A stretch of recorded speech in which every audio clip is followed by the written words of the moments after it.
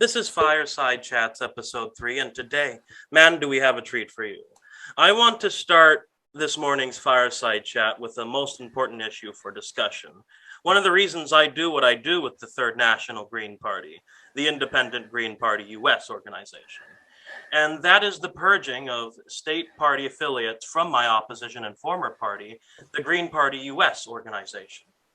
The Green Party US organization's history began with a secessionist movement from the disbanded anti-electoral Greens/Green Party USA organization founded by Howard Hawkins, a secessionist movement inspired by the Greens/Green Party USA organization's decision to reject the 1996 Nader draft campaign, to instead have no presidential nominee, to nominate nobody. Individual state Green parties nominated Nader in 1996, and the Second National Green Party, the Green Party US organization, was born. I'm not saying Nader should have just been given the nomination per se, even though at the time that seems like that would have been the best option. But again, I say at the time, but to nominate nobody instead, come on. Well, in 2020, Greens made the decision to nominate a nobody instead. I'm not a proponent of Jesse Ventura anymore, but he was the best option at the time to maintain ballot access. And the Greens blew it. Greens went from like 30 ballot lines to a number I can count on my fingers, single digits, baby, after Hawkins. Hawkins subordinates like Michael Trudeau have told me verbatim that choosing Hawkins over Jesse was mostly about anti-electoralism from the Hawkins faction. And I can understand the sentiment of anti-electoralism to a certain extent due to the lack of quality in our elections. But to operate a political party while unabashedly opposing electoralism, this is kind of an oxymoron. Now, the anti-electoral nature of the Hawkins faction shines ever so bright, with their forced removal of the first Green Party in the United States to ever gain state recognition, the Alaska Green Party, as well as the forced removal of the Georgia Green Party, accompanied by the secession of the Rhode Island Green Party. An opportunity sits in front of us to repeat history and begin anew. It becomes a necessity, an obligation of Greens who desire Green Party relevancy to decide that they don't want Howie Hawkins as the national Green presidential nominee again. And that's just my speech to begin today's fireside chat. And I want to get Zach's take on this. Well, that was fire and brimstone, Reverend. I think that you have to know where you came from and where we're going. And what I hear and what I guess upsets me the most is anti-electoralism means anti-electorate. That people, you're not going to win an election. What is the point if you don't respect the electorate and the people, including the other people in the party that we have to face outward, right? So, well said. I agree. Um, we can't adopt the divisive politics of the Democratic Party, and we have seen some of that. That we, are starting to.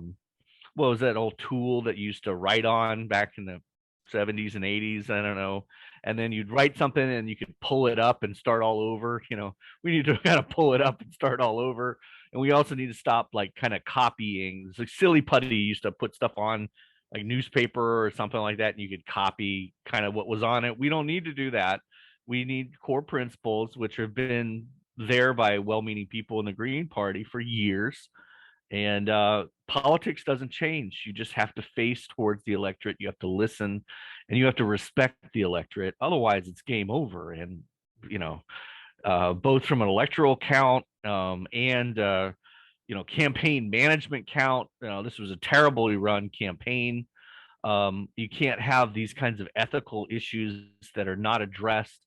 There's no ethics committee within the old Green Party, and you've got to have a forward vision, and it has to be significantly different in some ways because voters get to ask why you.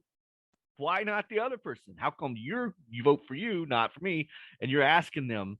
Instead, what we saw was this internal, hold the line, maintain power, and maybe probably money flow to people's pockets, which personally was insulting to me, having a history with Howie back in Syracuse, helping him run a campaign. So we can do much better. That's what I'll say about that. And good morning. And does Dr. McKinney have any take on my little speech just now? Well, the only thing I would say is amen. And what I like about what is happening is that you're basically separating, or the people themselves are separating themselves, the true believers from the movement people. And so you can have a movement, but there's also something to being a decision maker. And you can have an organization, and the organization can have aspirational goals, but all that leaves you with is a request of the policymakers.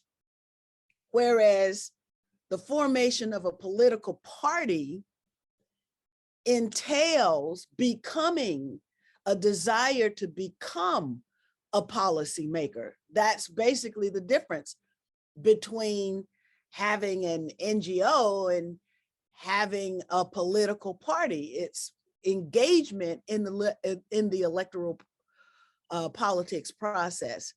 So with this fundamental schism that exists, I think it's a good thing to clear the ground so that those who just want to not run, but to sort of proselytize in the religion of environmentalism, that's okay. And then those who want to engage the political system in the electoral process, that's okay for them as well. And if it takes two organizations, then so be it. The way this is being done, though, is quite questionable.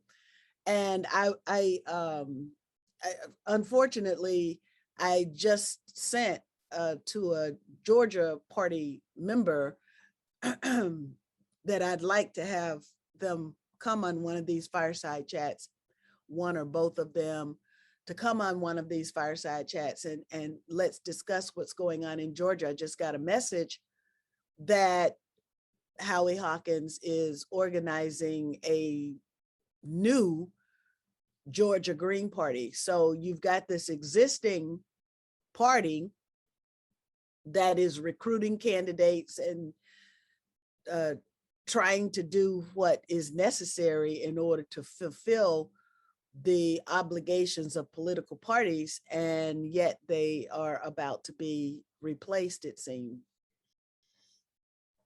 Well, I say bring it on, man. A little competition is fine. We've seen what, the old kind of top-down regime, coming out of Green Party headquarters can do. They didn't organize Georgia at all. And Georgia's is the worst place. And by the way, this was the first place Howie came, was Savannah, and met with us. And and at that time I was pretty much, hey, good luck. I was supportive, but I think it also will light a fire under a lot of the leadership and older, long haul folks in Georgia, that we have to be more dynamic, that we have to rise to the challenge. And they were, they've been at there. This isn't a totally new group, but we need to bring in new people. We need to be dynamic. But this is hard. I want to be fair. If you've been in independent politics running a candidate against the machines of the Democratic and Republican parties, then you've been brutalized and abused by definition. Right. So I have a certain respect for people who maybe, have had to dig in and are dug in and maybe aren't as flexible and dynamic and whatnot, but have been acting on their principles. And I'm sure a lot of people probably are that way, even on the other side. But when you start to get into the other side's leadership, it's, I mean, the old Green Party, the Hawkins, I've seen too much, not as a Speaking, manager, but seen too Well, much in the last campaign. I would give Howie credit for coming up with the Green New Deal idea, which was the first time I heard that prior to Jill Stein's adoption of the language. And of course, I am absolutely certain that the content of the Green New Deal as espoused by the Green Party is vastly different than that espoused by AOC and the Justice Democrats. However, the most meaningful interaction that I've ever had with Howie, and I don't want to talk about personalities, but the most interaction that I had was him yelling at me because he supported the bombing of Libya. And I don't know how you can be a Green and support any bombing anywhere, because that's the most anti-Green behavior that exists. And of course, in the US, with the US bombing, what we're talking about is not seed bombs that they're throwing, it's depleted uranium. And so people, it's not only ecocide, it's sociocide, and it's homicide as well. And his history is as that of an anti-nuclear activist, by the way, right? He is that. If you want to talk about one thing for decades that he's had expertise in and is asked to speak upon, is anti-nuclear, right? He goes actually to the Clamshell Alliance. I merely want to speak into the record that the Green New Deal was coined by Thomas Friedman of somewhere in Europe. No, it was Colin Hines is the guy's name. Colin Hines. Hawkins. That's a big thing that I think is important to talk about too, is that there's a lot of people that they take these phrases, they steal them, they hijack them, and then they use them. And he says he's the founder of the Green Party, and he opposed the formation of the Green Party US because it undermined his the organization he actually founded, Green Party USA. Well, the whole thing I was saying is that Colin Hines in Europe was the one who coined the phrase, because he was an environmentalist. So Hawkins was the first one to use it here, and see, and that's the thing, is like they're very misleading in how they promote these things. And another thing I wanted to add too is about organizations, is that one of the big things that the CIA does is they infiltrate organizations and they put their people in and to make sure things don't run. So we have to realize that a lot of these new organizations or parties or whatnot, we have to be aware that there may be a shelf life or before they get infiltrated. So we have to be prepared to keep moving and keep pushing forward. And that's kind of where people are at too with Hawkins, is that it seems more of sabotage than it does really him fighting. And I think people kind of people saw that after everything that went down in the primary. It was kind of an eye opener for a lot of people. So I simply want to say, before we move on to something different, but Zach was speaking of the brutalization that Green Party campaign managers and candidates, have to deal with when dealing with the Democrats and Republicans. But I will say once again that Zach Moore brought Howie Hawkins 2 digits away from a win. 2 freaking digits. That's the closest to a win that he's ever gotten. And I swear, if you can't pull off 2 digits, quit. Well, yeah, we were within the margin, and it was the Working Families Party, and that was in 2011 as a city councilor. In some districts, he won over 90% in those areas. But let me go back to this is something that I haven't thought about until it kind of came back. The Green New Deal, he had run for governor before this, and it was very difficult to convince the press that he could run for then city council after running for governor. And they just say, well, he runs for everything. What are you doing? And they would diffuse any kind of local messaging that we had. I was brought in about 6 weeks before the election, to be honest, because the campaign manager Ursula Rosum, who's done a lot of healthcare work now and is kind of just thrown into town, is working with Democrats to do that. And I think Barbara Humphrey was also on board at that point, who's a former Democrat, had great contacts. So we had 3 campaign managers. I wasn't the only one. I ran the ground game, which was a new thing for Greens, to actually go door to door, and did some strategy and worked on Howie. So I had the candidate in the ground game and kind of the overall strategy, and worked on some media with Ursula. But the point I wanted to make is that, and the reason I was brought in was because he was gallivanting around in South Carolina, in my hometown in Mount Pleasant, Charleston, giving at an anti-nuclear energy conference 6 weeks before, and he didn't have yard signs, literature done, or any ground game or volunteers. And it's just like astounding. And Ursula was ready to quit. And I told him, tell him you're going to quit unless he brings his ass back home and gets in the district and starts campaigning, because it's bullshit, for you to give up your family life and not him, right? And not the candidate to actually campaign. So I had asked him about, the Green New Deal came up, and I think it surfaced in his gubernatorial run that Ursula was involved in, and he got 50,000 votes, debated Cuomo, I think, at the time, and there was a guy, the rent is too damn high party, on that debate, which is infamous if you ever find that in the YouTube celebrity dumb. But I had asked him, I thought this was fantastic because it's population facing. It's like faces the electorate, that this is a new deal and a relationship to how the government works. And from an intellectual perspective, I think he had thought a lot of this, and a lot of this wound up in the Green Party platform, by the way. I would just want to make clear the relationships between government and hiring practices. For example, he came up with a community hiring hall, which is an idea that needs to be circulated locally. When we campaigned at churches in the hood, that was low income area. That was something that was obvious, that people who were connected to government, local governments, had the first shot at contracts because no one ever hears about it. Yeah. And so we were I was going to churches talking about that and connecting, and I realized, but so I did a write-up on that and felt like, okay, that idea is flushed out. But I asked him on the Green New Deal, well, okay, because I worked Congress like a little bit, and how the hell are you going to pay for all that? This is, and I never saw any of that, and I've never seen anybody, including last year or during the campaign, him ever provide a cost sheet or audit sheet or any kind of evaluation of it.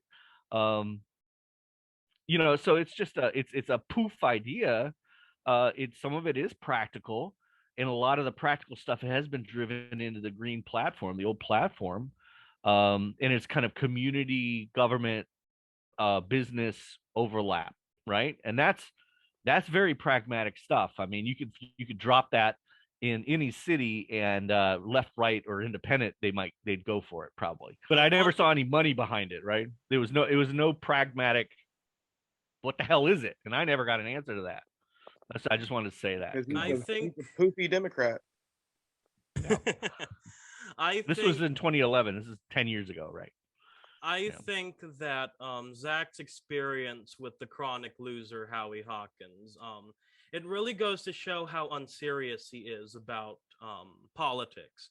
The fact that he'll spend so long in a conference and then lose by 2 digits, like, he's trying to get the world record for largest amounts of losses for office in a row. That's I mean, it's 25 losses. It also highlighted something for me, that one of our weak spots and strengths, the thing that we are blowing. Howie was a working teamster who had fought for the living wage law that became law, and the city workers got living wage. And I mean, labor religion council, we had churches and labor people working together for years, and he was the idea guy. And so for then the Working Families Party, you want to know what those 80 to 90 votes were? That was the Working Families Party registration. And they brought in their state advisor, Jesse Lenny, who I knew, and activist friend. We've done civil disobedience together, sitting down, in Buffalo or whatever, and blocking roads together for labor stuff, organizing in labor, as labor, within labor, facing that electorate and facing working people.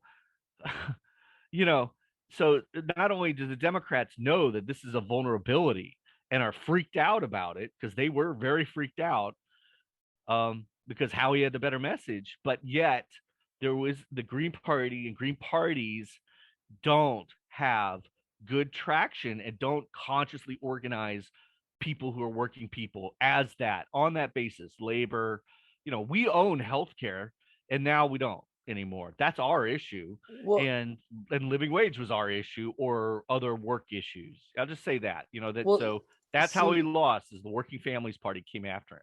And see, this is what I noticed, is the only thing that they promote, what they do is they take their organizations. And I mean, I understand that as you focus on certain issues, that you build your organization around it, so you focus on those things. But it seems like what they're doing is they've just been using the party to qualify and organize their stuff, and that's kind of where they've been pushing attention. Again, they don't want to get it too big, because the idea is just to kind of write off the coattails of the Democratic Party, from the way that I've seen them operate. Because even at the end of the day, regardless of anything, they know that Ventura would have brought so much attention to the party, and then that could have most likely have gotten ballot access across the country. Just Ventura McKinney. Well, exactly. That was the ballot. It was. I mean, of a lifetime. So I don't know, William. Well, I just want to say that to your point, Chad, about sabotage, that we do know that infiltration is the most used tool of the US government to destroy organizations. So with that in mind, we know that we have to expect that. And so even Bitcoin forks, right? And I've been talking to people who are advocates of Hex. I got to learn more about it, but it's another cryptocurrency, and it's about to fork. And so this is just what is happening now is just another one of those forks, a fork in the road. But the important thing is that as we now move into the next phase of what Green Party activism is, I think, and the electorate increasingly identifies, I think every time Joe Biden gets on the stage, it's very good for people who think independently, because what it demonstrates is what? This is the best that the Democratic Party could offer us. And so people are beginning to rethink their political alignments. I mean, I know that's out in the hinterlands. Those of us at the core of sort of US politics have done that a long time ago, which is why you identify as Greens now. But this issue of infiltration and sabotage, let me just give you a story that might be useful to keep in mind. And remember, after Hurricane Katrina, and lower Ninth Ward was completely devastated. An organization by Malik Rahim, a former Black Panther Party member, was organized called on common ground. And the organization just kind of blew up. It was, everybody was talking about on common ground. And what they were able to do is they were able to organize so that college students could get university credit to come down to spend like a summer or a semester in New Orleans, helping the people to rebuild in Lower Ninth Ward. It was a fabulous concept. It was a fabulous organization.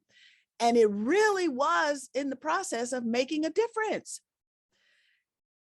And then when things began to break down, it was disclosed that the partner from the very inception of the organization was an FBI informant. And I never will forget, the interview is probably still somewhere findable on YouTube, where Malik says, never in his wildest dreams would he have thought that that guy was the one who was informing on the organization. So this idea of infiltration and sabotage, we really do have to keep that in the background of our minds as we move forward. The other thing I'd like to suggest is that, and I know we're all busy in between these fireside chats, but I really would like for us to do, or maybe it's already been done, but to take a look at the landscape, for the political landscape for the Green Party, or the new Green Party, or the independent Emerald Greens, or whatever this new formation is going to be called, and look at areas of opportunity, and then seize the opportunity in those areas, because quite frankly, you don't have the breakdown of institutionalization very often the way it's happening now. And so I think we ought to start thinking about how to take advantage of it. And, you know, I'm sort of like your elder, and you guys have the information, the energy, the ground knowledge of each of these areas, and let's put together a plan so that we can begin to work that plan. My campaign manager used to say, make your plan, work your plan, and your plan will work for you. I think the Emerald Greens or the Independent Greens are at the stage now where plan making should be the call of the day. No, I was going to say, agreed. Absolutely. Yeah, that was something that's really been on my mind. You know, and what we're seeing right now on the left is this real big division about, you know, I guess authoritarianism. Like, there's a lot of people pushing authoritarianism with the vaccine passport things.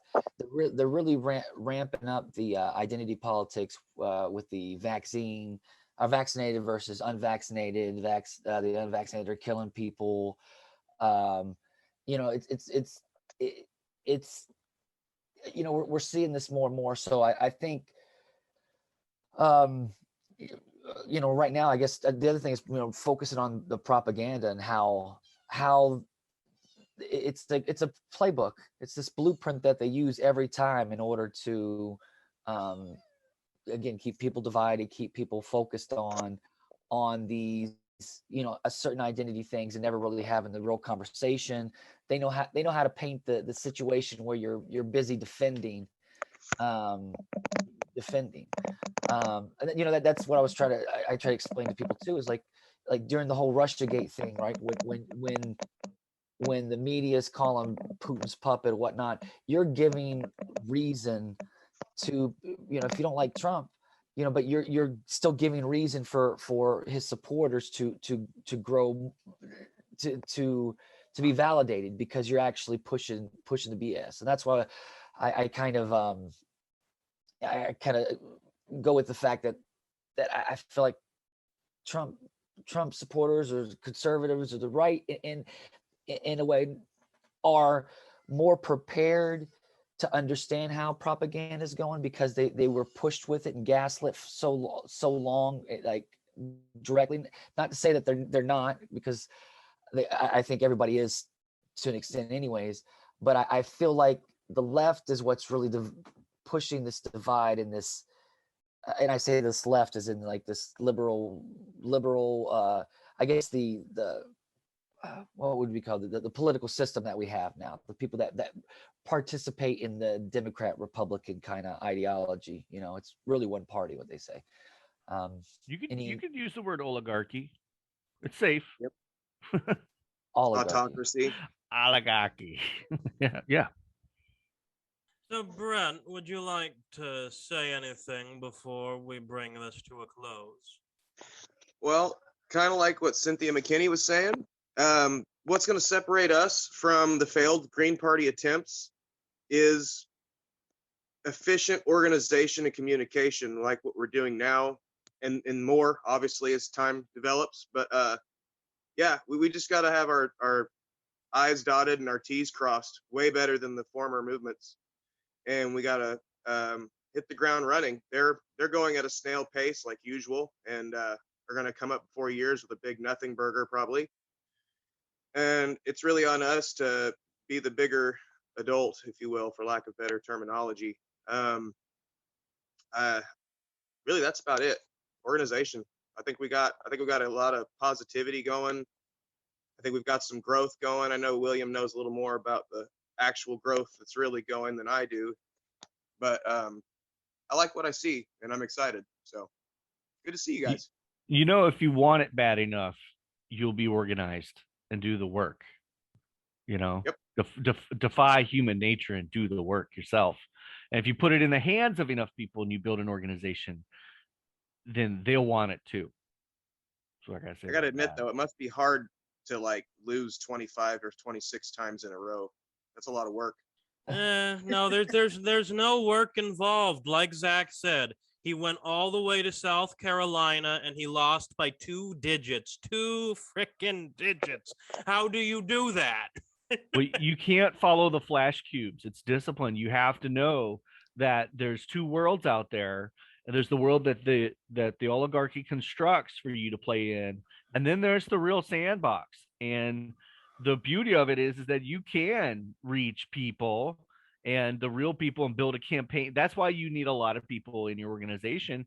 They've got to have power to be able to own it. Otherwise, I don't know. You can see what happens, right? We saw what happened. One of the things that needs to be said too, is that it needs to be able to run by itself. It's like we have to set up this format, because as we're worried about the infiltrators and the saboteurs, is we have to set up the game plan, the blueprint, to say here's how it operates. And find really what we're doing is kind of redesigning, being the architect of a new system that really has a real direct democracy. We have to really build this and really talk about it, and then that way, because it's not, leaders are important in order to push things and draw people together, because that's how people operate. But again, I think it is important to have that blueprint. So it's not about the person, push the person aside. Obviously you want the best leader in these positions, the best person to run it. But again, it is the principle, and The message should stay the same no matter the personnel. exactly. Right. But we're at a, well, yeah, this, I'm gonna ask Cynthia one thing.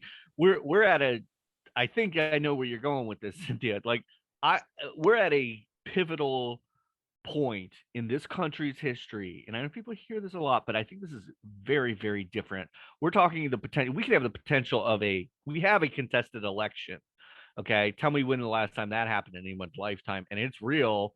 And there's states doing audits. You also have I mean, what happened in Afghanistan. You hearing things out of the military that I've never heard. I've never heard Marines say they're not going to follow orders.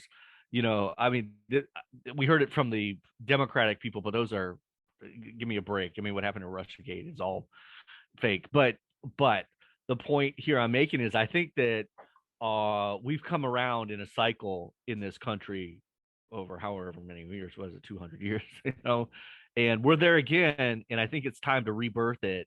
It's not just the Green Party that's changing. The entire political landscape has changed, but this isn't just about electoral politics. This is our notions of government and community and corporations and power all are on the table. And we were talking about the 99%. These are big waves. I don't want to get too abstract, but I was hearing that coming from you, Dr. McKinney. Yes, I just wanted to let Cynthia know that these can be the closing words on her part, and then we can conclude this. Okay, well, you're absolutely right. This is one of those pivotal moments when our actions can actually make a difference. In the generation that was just the sort of half generation that came before me, the anti-war, New Left, the Black Panthers, the Chicano movement, you had all of these, the American Indian movement, you had all of these organizations, but what they did was they came together to work together. And it was the synergy of that wave that was created that forced the government to respond. Now, how did the government respond? It showed its ugly head to us through COINTELPRO. It responded by doing to US citizens, including killing them, what it had done in other parts of the world. So it brought the war home. COINTELPRO was the war at home. But we have seen now with the Vietnam War in the documentary Sir No Sir, how the soldiers themselves said, we're not going to fight any longer. And they joined the people in the street. So now if you look at what's happening in France, you've got the police officers, and I went to France to protest with the yellow vests, and police, about 10 of them circled around me because I was wearing my yellow vest in an unauthorized location near the Arc de Triomphe. And I said, well, what we're doing it for you. The police officer, one of the police officers, about 12 of them, but one of them said, I know. And now today, what we're seeing is the police officers are joining with the protesters because they know that those protesters are out there for them and their families and their children too.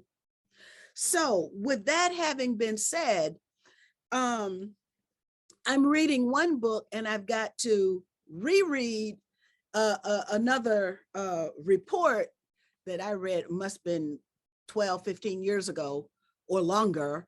And so now I'm going to recommend to you these, well, at least one of them. And that is, I'm reading the book Barbarians Inside the Gates by Colonel Don de Grandpré. And I bought the hardback copy, but, and you know, for like 99 cents from thriftbooks.com. So you can get them, they're very affordable. And it's a 4-volume work.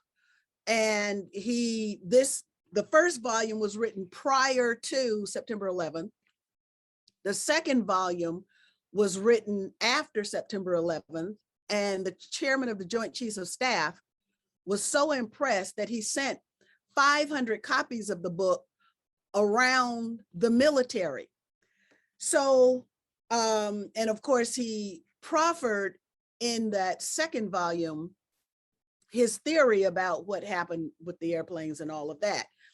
Now, the first report that I would recommend that we read is the report from Iron Mountain on the possibility and desirability of war. And because there, a lot of the tactics that we're seeing now were written about, and this is from the 1960s, but the country was in the same pivotal moment in the 1960s. So we need to read and understand those tactics. Secondly, from Colonel de Grandpré, what I believe he brings to the table is that military mindset. And what he starts out by saying is that we are at war and we are losing. So I think the difference between previous iterations of the Green Party should be that we understand that this is a war that is being waged against us, against we the people. And in order for us to win at this war, our strategy has to be to force them to play by our rules so that we don't get caught playing by theirs. Now that means that we've got to sit down and really strategize on how we can organize. And I bring finally the tools for liberation as articulated by Paulo Freire in oh gosh, how can I not remember the name of his book? Paulo Freire, Pedagogy of the Oppressed. Pedagogy of the Oppressed, that's right. The Brazilian activist, right? That's right, that's right. So he gave us the mechanisms of oppression, manipulation, divide and rule, conquest, cultural invasion. He gave us not only those mechanisms of oppression, but he also gave us the tools for liberation, organization, cultural synthesis, unity, and cooperation. He gave us the tools for liberation. So now with the writings and the thoughts of these people who went through, and Paulo Freire was even before, he was with Frantz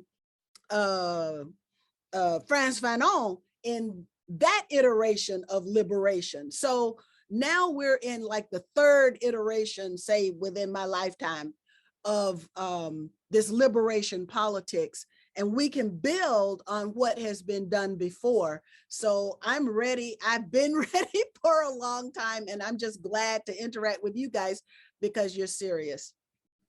I know that I said these were going to be the concluding words, but I saw Brent raise his hand, and I'll give him a comment or a question, I guess. All I was going to say was, along those lines, one positive thing, at least I've seen in Oklahoma, I'm hoping it's for everywhere so far, for everyone, but, the receptiveness, the positivity, and the genuine interest, because our messaging is more considerate of the electorate. You know, they hear little bits and pieces, and I've yet to find really any negative reaction. At the most, it's a non-starter for them, but otherwise it's generally positive. And I like that. I like seeing that. And I think it's something we can build on, you know, directly talking to people that are around us, whether it be local businesses we come into contact with, people we already know, family, friends, acquaintances, ripple effects. It's really positive down here. So I'm really hoping it spreads kind of like a cold. Sorry, COVID zombies out there. May I ask a question? And that is, at what point, maybe it's during our strategizing session, But I'd like to know, at what point do we bring, say, each one of us bring somebody to one of these fireside chats? Bring somebody to a fireside Ooh. chat. I mean, we can do the next one with the Georgia people. That's what I was thinking we were going to do today. But again, my friend in Alaska, Josh Hadley, co-chair of that party, didn't show up again, and Chet Campbell can't make it today. He's Campbell is the co-chair of the Virginia Independent Greens. We plan to have a convention in December to, officiate our affiliates as members of our new federation. And That's great. I mean, we're hoping for December. It might be early January. I don't know. I'm pushing for December. Putting it together now. But yeah, I mean, I like the idea of bringing a guest. Do you have any suggestion on, like, is there any ideas around that guest? Are we bringing somebody from a different ideology? I wanted to say Carrie just hit me up earlier, and the Independent Green Party, the Independent Green Party of Virginia chairman, and he told me that he wants to bring on the guy who beat Bill Clinton for a student council president. And they're getting him to run for the state house. So, we get lots of intriguing characters coming along. I hope to get some outstanding people from Georgia. I invited Mr. Cooper. God damn it, I forgot to invite Esco. I invited him to the last one. But just a word about Alaska folks or West Coasters. They're 4 hours behind, aren't they? So, 10 o'clock on the, we East Coasters like to have our way and set the agenda. But, and this, William, I mean, you're up early, but that might have something to do with it. I'm always up. Being That's up why early my over skin there. is so pale. Yeah, how come you don't get any sun in Arizona? So, but anyway, Pacific and Alaska might have even another one, another tick down in an hour. So, just I would keep, that's probably part of it. It's pretty early over there. What I had in mind was just one person who's trusted. So always with this infiltration thing in mind, that we would start with just one trusted person that could be a part of this. Not that this is the kitchen cabinet. And so at some, points, the kitchen cabinet has to remain tight and small in order to be effective. That's a very cogent point. And I think that's, one person at a time, just for the cabinet anyway. So I think this is a good place to conclude this morning's fireside chat. And I absolutely cannot wait for the next one. Okay, well, thank you guys. Thank See you. you Have a next great week. time. Thank you, Cynthia. Okay, bye-bye.